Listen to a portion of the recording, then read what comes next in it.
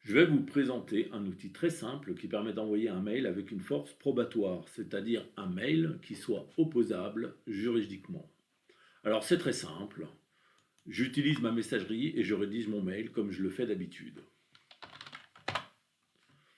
Pour le rendre opposable, il suffit de positionner un destinataire technique en copie cachée qui va envoyer une copie du mail à notre centre de chiffrement.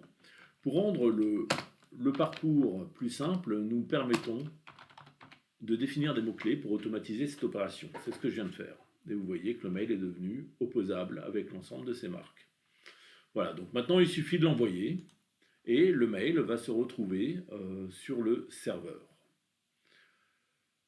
Et ce qui est intéressant, c'est qu'une preuve, l'ensemble des preuves sont donc mis dans un dossier de preuves.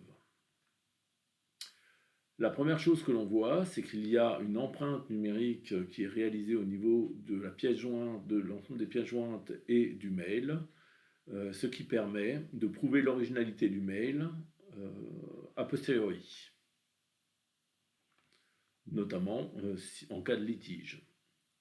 Bien sûr, en plus, et vous le voyez ici, le dossier est horodaté, l'ensemble des éléments comporte une date certaine. Il faut savoir que le système respecte les données personnelles car il n'y en a pas. On ne travaille que sur les empreintes illisibles et pas les mails.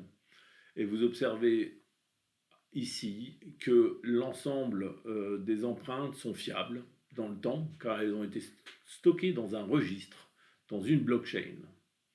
Le mail est donc tracé, indiscutable et opposable. Donc là, vous venez de voir le mail opposable qui est qualifié EDAS. Mais nous avons un produit avec un niveau de confiance plus élevé, le mail recommandé électronique. Les deux font l'objet ou feront l'objet d'une qualification à l'ANSSI dans le cadre de la version 2 du règlement européen EDAS. Le mail recommandé électronique est un mail opposable enrichi d'une étape de reconnaissance faciale du destinataire afin qu'il puisse lire le message et ses pièces jointes que s'il est authentifié.